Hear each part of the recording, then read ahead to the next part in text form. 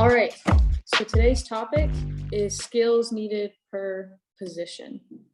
I think it's super important we talk about this because a lot of times kids just kind of sometimes get thrown into a position and are expected to do things, but also sometimes players in that position think maybe they have it all figured out. But I think it's important that we talk about it from professional standpoint, from coaching standpoint, what we think is like the skills that are needed for each position. Okay, I'm excited about this. We can start from the back and then work our way up if you want. I do. And you know what? You're more attacking minded. Not that I didn't score goals. But I had a few years as a fullback and center back. So I'd be more than happy to discuss what those qualities look like from the players that play on the field. Okay. Starting from back lining up. I got you. All right. Well, let's start with center back. Let's do it. What do you think? Center back. Yeah, skills needed for center back. Skills needed for center back. Now, if we were to do the numbers, what numbers are the center backs? Are you asking me right now? I am asking you. Oh, geez, man. Wait, I have to go about it.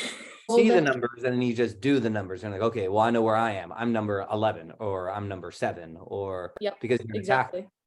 Because it is based off of style as well or play tactically what the team's doing. So let's do this. We'll do center backs. Center backs usually number is a 4 and a 5.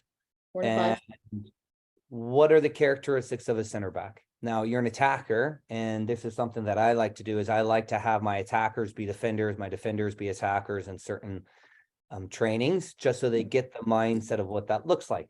My biggest thing with defenders is the mindset of when we do not have the ball, what is our presence? Our presence is do not get beat rather than win the ball.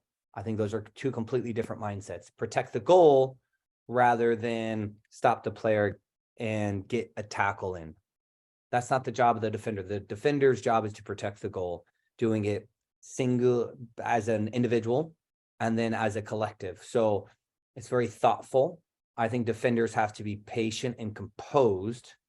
I think there are times to be aggressive, but I prefer a patient defender that has the mind of have the attacker make mistakes rather than I have to win the ball. The ball will come as a defender when the time is right, rather than them going in and creating the one-on-one scenario, as in rather than them winning, have the player honestly, earnestly beat you, which is difficult. For attackers, it's difficult to beat a very patient defender. But it also depends on what part of the field we're in. Are we in the defensive third, the middle third, or the attacking third? If we're in the defensive third, the mindset is I'm patient but high alert, urgent to block the shots, because in the attacking third, they can shoot and score. Your job is to not let them score. So the intensity of pressure is much higher. That I would continue that to say that is similar for fullbacks. The difference with a fullback and a center back is fullbacks are trying to keep them wide, not to get beat on the inside and expose a center back. Center backs have to deal with forwards. Sometimes third man runs from midfielders or wingers to get behind. Center back's job is to protect the space in behind and obviously secure the line and organize the line together. This is also based off of age, right? The higher the age, or the older the age, the more organized we would expect the back line to be because of the offsides line. We have to take an effect of that, absolutely. Who leads this? Predominantly center backs, because they are central. They have full vision of the field. If you're a fullback, I would expect you to organize the winger and be in collaboration with the closest center back. I wouldn't expect you to organize the the opposite sided fullback if you are a fullback. Right. One-on-one defending is a must to not get beat. Again, you don't have to win the ball, but when a forward has the ball and they face up, if they face up, your job would to be not get beat, delay, and wait for the other players to surround the ball or the attacker. So those would be characteristic defensively as I would expect from a center back. Now, in possession, or when the center back has the ball, I would hope that they can connect smaller range passes. I would ask that can they skip out players in terms of medium to long range passes? I would say if you're a center back, can you skip out the center back and play the other fullback? I would ask, can you skip out the back line, your back line, and get into the midfield? The greatest center backs can absolutely skip the midfield line and find a forward. Now, passing is not passing in the sense of the ball gets there. Passing needs to be clear in their message. Can they play the proper foot? Do they play into space? Do they play in the air? Do they take out bounces? I would encourage center backs to play balls that would not invite counterattacks, meaning a lot of high schoolers, for example, like to play very direct balls in behind the opposing team. Now, the thing is do you lose possession? Most of the time they do, because the balls are central rather than in the channels in the outside areas behind fullbacks. A lot of times they're in behind center backs. So if they play a bigger, longer range pass, I would ask if they could keep it in an area that would give us a chance to run onto it, would not be counter active, or would not encourage a counterattack. Right. Center backs, in my eyes, are also needed to win air balls, because air balls are predominantly from the opposition. They play very direct. Center backs need to manage that. Now, whether they manage it going backwards or attacking it would be very important, because momentum for center backs is going into the ball whenever a ball is direct. If the ball is over their head, their job is to protect the space in behind, and I would ask them that they can handle both without causing fouls, with doing it professionally, meaning technically and tactically. Technically, air balls with headers or bouncing balls, whatever, if it's a clearance or if they're trying to maintain it, to try to maintain the ball in areas wider rather than central. Most clearances and such, if they're central, it always leaves for secondary balls. None of this is possible, again, without the mentality of being composed in terms of decision making. You have some pro coaches that like bigger players, bigger center backs, but the issue that arises is you end up making fouls. If you look at USA versus Wales in the World Cup, Walker Zimmerman was too eager. He's a big boy, and he ended up causing a PK. Bale ends up scoring a goal, and the US missed out on an opportunity. And those are things you would absolutely ask of a composed center back. A lot of those characteristics, I think, are similar to a fullback. But fullbacks tend to be a bit speedier. They tend to have to manage more one-on-ones, because when the ball goes wide, you have wingers that are encouraged to go one-on-one with the fullback. Their job is to manage the space in behind. Their job is to manage the space in front of them. And their job is to manage not only one player, but possibly two players. When wingers get overlapping runs, which happens quite often, how do they manage that? Do they get pressured? Do they drop? For me, as long as the back line is organized together, as in if the fullback goes and releases, you're leaving the back line exposed. And I would ask that they stay together. In possession, I would ask for a fullback to have traits to go one-on-one in attack. If they are to join the overlap, I like to encourage my fullbacks to join in the attack with the wingers. And do they have the ability to play bending balls, more direct balls in behind, whipped in crosses? Can they play balls from the middle to attacking third that would invite pressure or goal scoring chances? Can they play balls into the forward? So can they skip out the winger and the midfielder and play balls into the forward for secondary actions? And the rest is similar traits to center back. Would you add anything to that? Would you agree or would you disagree? No, I actually agree with everything. I think a big thing for, like, not that you didn't touch on it, but one thing that sticks out to me with a center back is confidence. Like, I know that at least on the women's side, a lot of teams that I've seen lately, and this isn't, I'm not just talking about at the pro level, I'm talking about the youth game and things like that too, is the center back has maybe not as much confidence as I've seen in the past from center backs that I've had the opportunity to coach or work with. And that could just be the area that I'm in right now.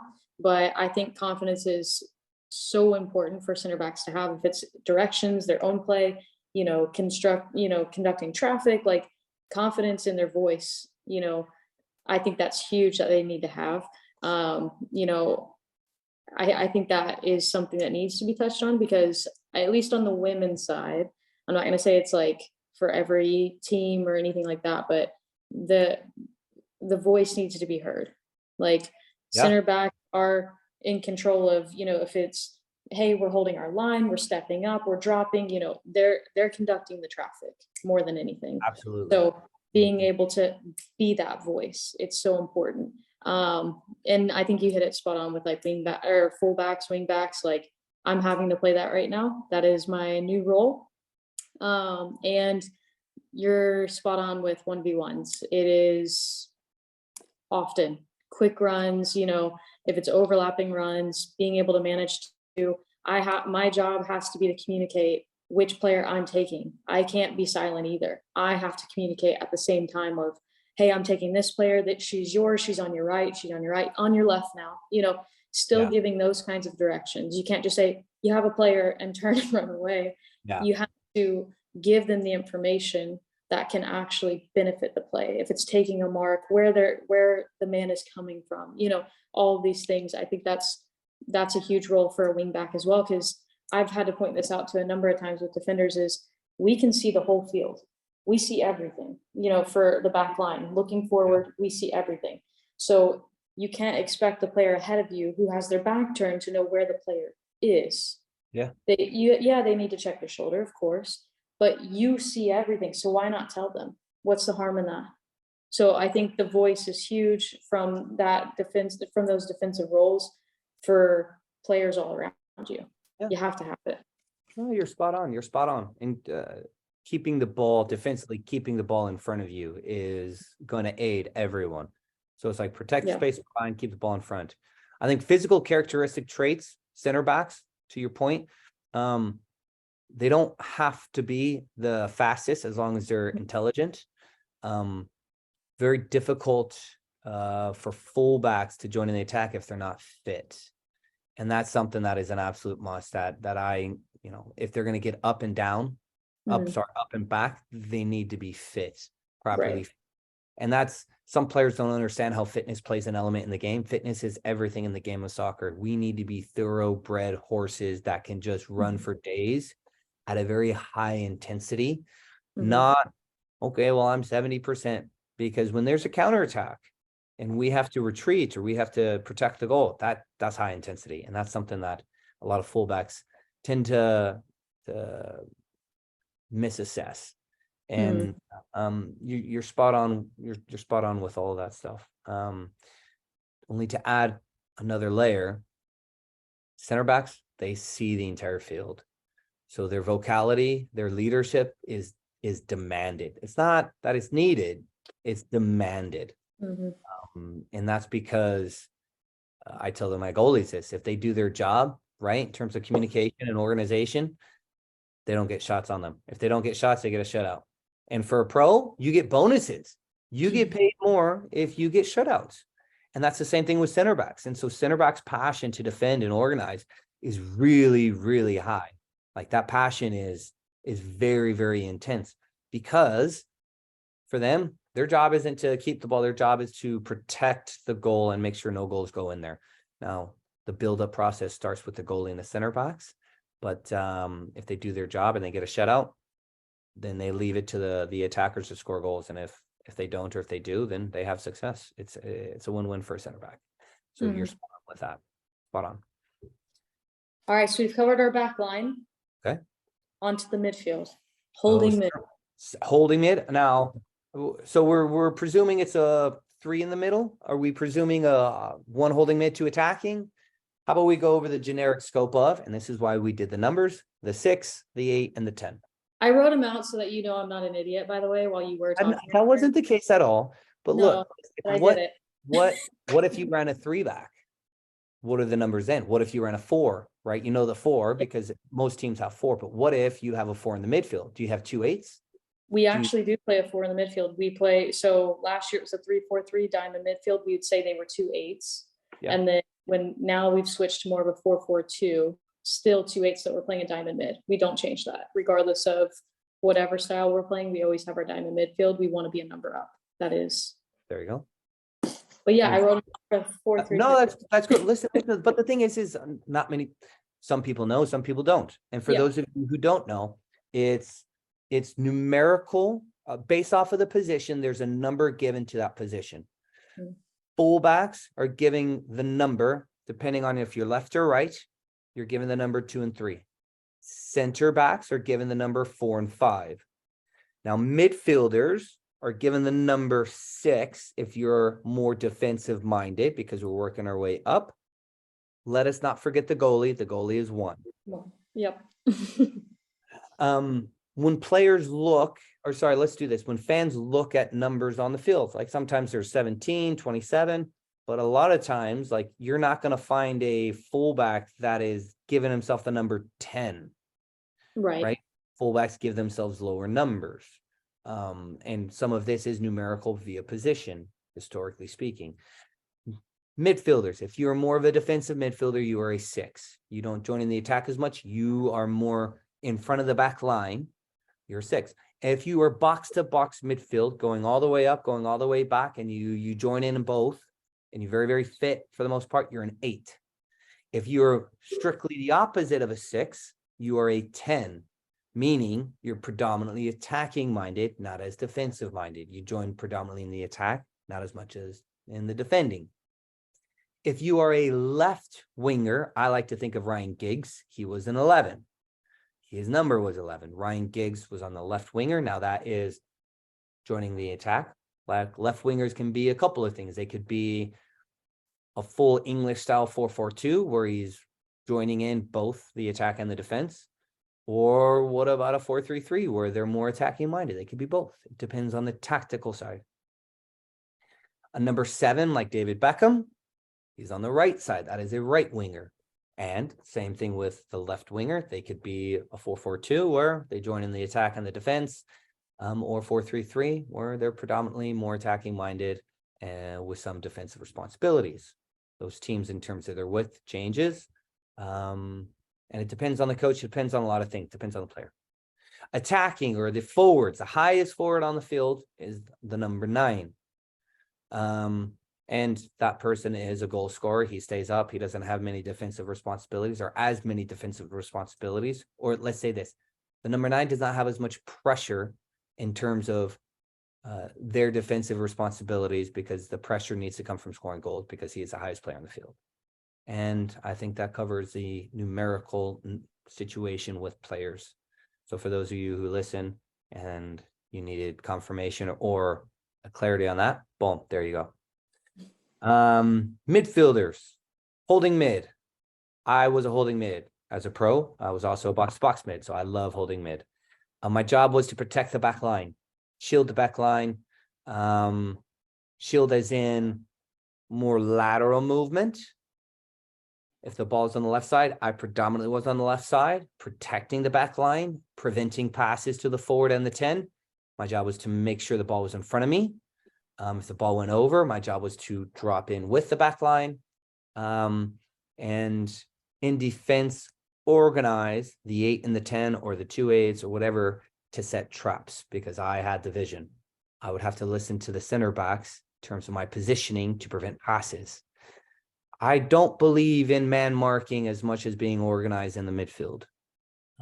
From a holding mid standpoint, I think it's very hard for teams to break down defensive organizations that are sorted. Meaning, if I man mark, it's easier to find space. If I protect the space, it's easier to score goals. I think that's very clear as can be. In the attack, my job was to complete passes, because a lot of the times the balls were won in my area and transition was important. So my passes were to go forward and sideways. If my back line had the ball and they passed me the ball, the question I would ask is, how do I keep it? And can I keep it going forward? Now, my specialty as a holding mid that most holding mids lack is playing balls in behind the opposing fullbacks. So if I'm receiving the ball from the left side, I was very good at getting out of space, getting out of tight areas into space and playing a full 40, 50, 60-yard switch onto our wingers that would be in behind the back line. To do so was quite difficult, but I was good at it. Sometimes I would get chances at goal. Sometimes my job was to create balance in the attack, but my biggest job was to make sure that if the ball was lost, I was a wrecker. I would slow down play, whether that's a foul, whether that's delay, whether that's whatever it was, the many defensive qualities, that was my job. And in the attack, my job was to create balance, to make sure that the team could build and have an attack. So that's a 6. That being said, I was also an 8. And as an 8, that's box to box. That is a heck of a lot of running. That is always joining the attack. If the ball is wide, how do I find the ball? Do I get in the box? Getting shots off, sprinting up when the ball was won from the other team, getting back, initial starting positions, but usually it had to do with a lot of chasing, miserable situation. But your job is to combine. Your job is to make overlapping runs. Your job is to make underlapping runs. Your job is to be a connector. And when you look at the best players in the world, this is something I went over with my boys the other day. You know how many passes a midfielder world class is making for Bayern Munich or Barcelona? Close to 200 and 250 passes per game at a 90 to 93% pass complete ratio, with only a couple dribbles that were successful, as in they dribble 3 or 4 times, but predominantly passing and getting a few shots off in goals. It's outrageous. Now, there's your box to box bet. Yeah, I mean, that's okay. 200, 250 passes. A good day. Yeah. That's a good day. Yeah. I'll leave it to you, though, to give us the wingers, since that's your specialty. Oh, wingers. I love that role. So for the wingers, I feel like obviously with every position there's layers, but with a winger,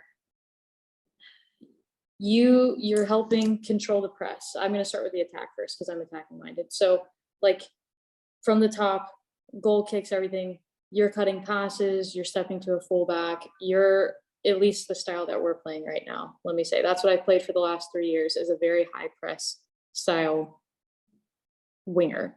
So the minute the ball is coming out, because teams are starting to play out of the back, I'm cutting passes, I'm on somebody in their face right away. We are the top line. So obviously our 9 is helping press the center back, but we are more than likely the first person that can win the ball. Keeper plays the center back, it goes out to the fullback. It's my job. I have to be there. So defensively, we start that work, but also as the ball shifts across, depending on formation and things, like right now, the ball goes to the left side of the field on the right wing. I'm shifting into our midfield now. I'm now cutting out other passes, taking another mark so that my 8 or my 10 or even my 6 can go shift over and do the role that you were saying as a 6, be more on that side of the field, shifting over. That space is now taken up by me. Yeah. So it's not just up and down or just going to goal. There's a defensive role with it. You're still in the mix all the time. Yep. And if that fullback decides to go, that's your mark. Like, you have to go with them. You can't just, at least with our style, you can't just let them, attacker, like sometimes, especially like a 9, their job is the press up top and, they stay high. And then if it comes, towards our 6 and all that, they're like, you guys got it, buddy. We're going to hang out and wait, and that is their role. Sure. But as a winger, if your fullback, the one that you're marking, is going, you have to go. If you don't, then you're now leaving your fullback 2v1. Yeah. So, and some teams will hold that fullback and they'll be more of a flatter, back line. And that's, if they're going to hang back, then you're having a great day. But if their wing back go, or if their fullback goes, you have to go. So it's a lot of work up and down. And then on the side of the attack, you're being an option as wide as possible. Sometimes you're making runs in behind the back line. If I'm, if Michael was my 6 and he's very good at switching that ball on a dime, behind the back line, it's my job to break that line, not being offsides, and being able to take people on, being confident into taking that space that somebody's created for me by helping me skip that defender and go at them. Yeah. Sometimes I'm a goal scorer. Sometimes, I'm doing the work so somebody else can score. It doesn't matter. Yeah. It's to create opportunities. And being a winger, you have to be confident and good at 1v1s, technical, I would say. Not everybody has to have you're right. loads of skills, but I mean, for me, I always relate it to, it sounds silly, but I relate it to golf. When you go to play a match, like 18 holes, you don't just take a driver or a putter. You take a couple of irons and all these, you have lots in the bag. It's the same with your skills. I know it sounds silly, but bear with me. No, it doesn't sound silly. I just didn't know you were a golfer. I actually used to play golf. I understand now. Yeah. Okay. So, but it makes all the sense as you can't just have one skill, because defenders are going to figure you out. You can't just have one and that They evolve. Defenders have to evolve based off the attacker, and the attacker has to evolve based off the defender. And at least master one good trick and then add layers after that. And that's the way I put it. But you're spot on. Spot on. Yeah. Especially the other rule I was given as a kid, and you agree to disagree if you want, but tell me what you think on it, is as a winger, obviously 1v1s, that is your job. You own that role and you beat the defender. If you see 2 in front of you and you beat 2, okay, you've done it, good. If you see 3, you're testing your luck now. You are, you know what I mean? That's kind of like the vibe that I've gotten from coaches as well, is you can, at the younger ages, sure, you can, maybe if you're skilled enough, you just dribble through everyone. But you're thinking way too much about it. You're thinking way too much about it. If I look, it's part of the vision as well. If I receive a ball and I see 1v3, you know what I mean? Well, I don't think it's clear on where you're supposed to be doing your one-on-ones. Oh, fair. Here's why. When the ball's in the defensive third, I'm not asking my players to just be taking on players, because you lose the ball, there's a transition element. Right. That's not realistic, especially with teams that are better. So high school teams specifically, they go at him. Yeah. Like here. And I would ask, why are they going at him? Yeah, it's habits, but I would also say my team is not in good positions for him to maintain the ball, so he's going to go one-on-one. Okay. Now, when we're in the attacking third and he gets the ball, I'm looking for that clear decision for him to go one-on-one. I don't want anyone else in that area.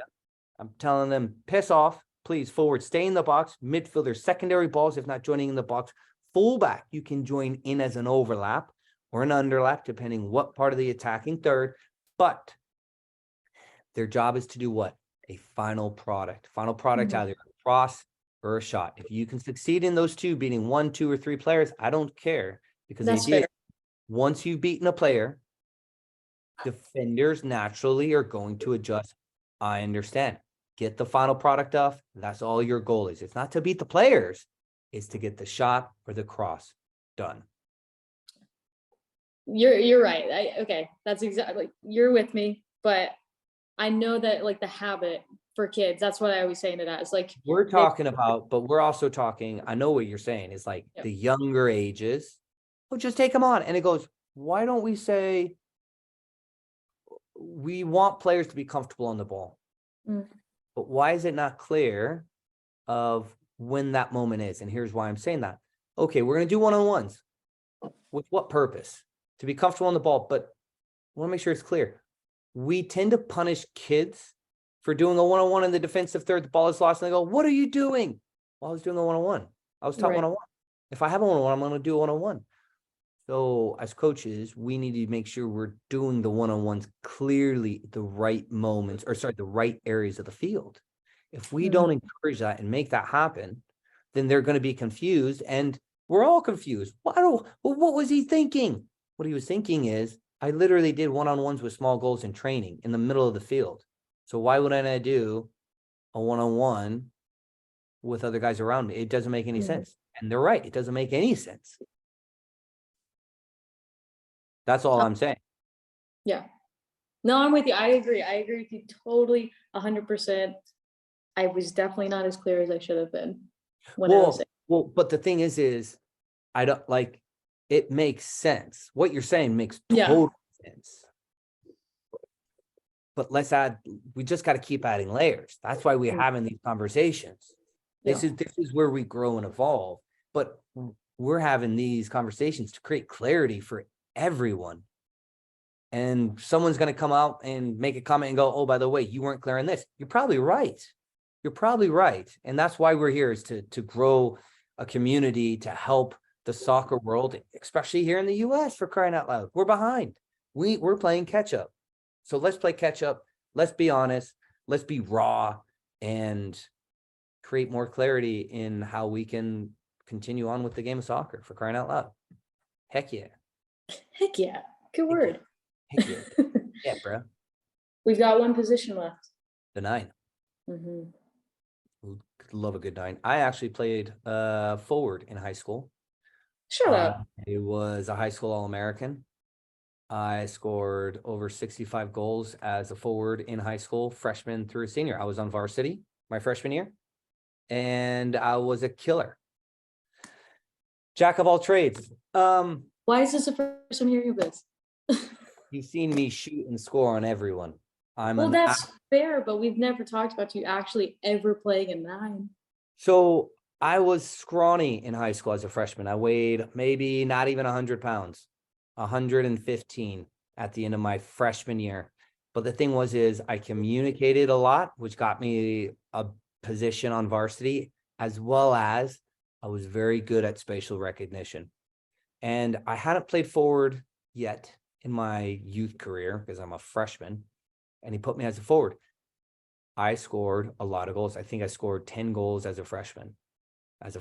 And we were in New Mexico, a 5A school, which is the biggest high school. So we were playing against the best high schools, and came about. But thing is you look at, the itching of the layers from freshman in high school to tendencies as a pro at times when you have to go in and you got to do what you got to do. Defensively, a number 9, high pressure when the time is right. Their job is to create urgency to the opposition when they're on the ball. So center backs are not going to be as comfortable as on the ball as a midfielder, especially in tight spaces. Their job is to not be on the ball. Their job is to defend. Now the ball starts from them, but can they rattle? Can they stir? Can they emotionally get in the back of a center back's head by high pressure? Maybe getting a nip here and there, as in like a little kick of the ankles or a little foul. Just say, hey, by the way, I'm here. Their job is to not, in my eyes, their job is to prevent switches. Their job is to initiate the press. Their job is to force play one way. If they just sprint out a defender straight and he goes either way, you haven't done your job. Right. If the ball is on a fullback, their job is to keep it there and get pressure on a center back, on the closest center back. If they're on the other side of the field, I'd say you're not doing your job defensively. I'm not asking much. I just want them to get a press. Now, once the ball is won, these are the engaging moments. Their job is to secure the ball, not lose it again. Secure the ball, let your guys get into shape and position. If we're in the attacking third and we've won the ball, your job is to go to goal. Middle third, I would debate, depending on what it looks like, either going to goal or securing the ball. When we're building out of the back, it's to create depth, create space, to stretch as high as you can, to flirt in between the center backs as well as the center backs and the full backs, and to create goal scoring chances. What does that look like? Whether that's diversion runs, whether that's timed runs off crosses, as in near post. A lot of runs that forwards do are self-sacrificing. But what are they? They're vultures. They're goal scorers. They have to find the right areas to score, whether that's back post, near post, middle. And they're a lot of times they're by themselves. So if they're by themselves, what are they asking? Where's the best place to get a ball off of a midfielder, off of a winger? And that has to go in recognition of the players on their team. If a player can't cross the ball, you're certainly not going to make a run that's going to go, by the way, if David Beckham was playing, he'd get me this ball. No, you have to play what you have. Some players, some wingers play deeper balls. So your runs probably need to adjust. Van Nistelrooy, one of the most prolific goal scorers of all time.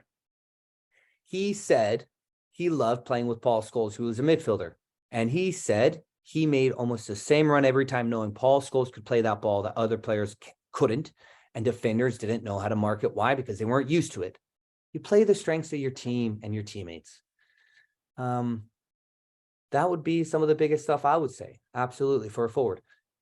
Mhm. Let's also take into account how many ways can you score goals? Is it headers?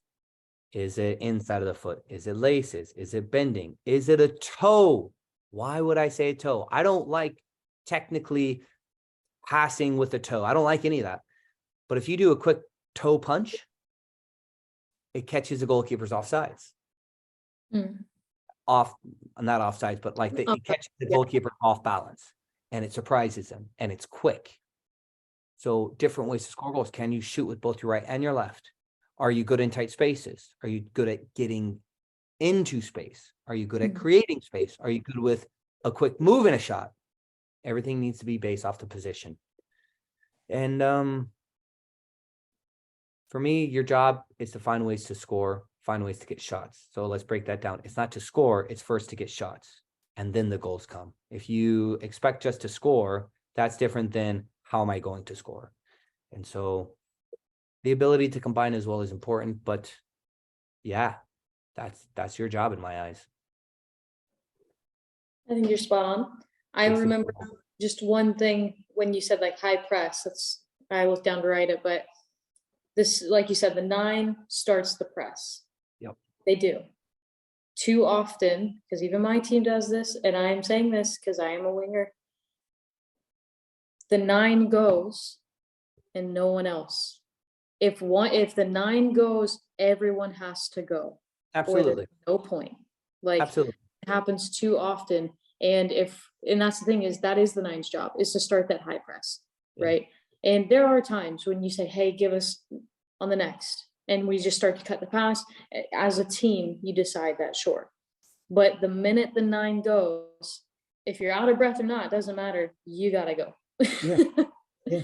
So I think that's just another point to it, from mids to wings and just collectively as a group, is when you're playing a high press, it's never just one person. It's not even just 2 people. It is a group effort or it's broken. You can do it. Yep, exactly. So, but no, I think you hit it spot on with the striker. I'm in shock. I didn't know you were a striker ever. I think high school All-American. That's right. Mm-hmm. Learn something new every day. I'm gonna talk about trades. I know the game, ins and outs. I know the games. I love it. Well, hopefully this chat does help people if they're just getting into it, questioning what their role is in their position, or just wanting more insight. Like, hopefully hearing from 2 points of views, professionals now more focused on the coaching side of it, what their role could look like, or should look like. And it needs to be clear.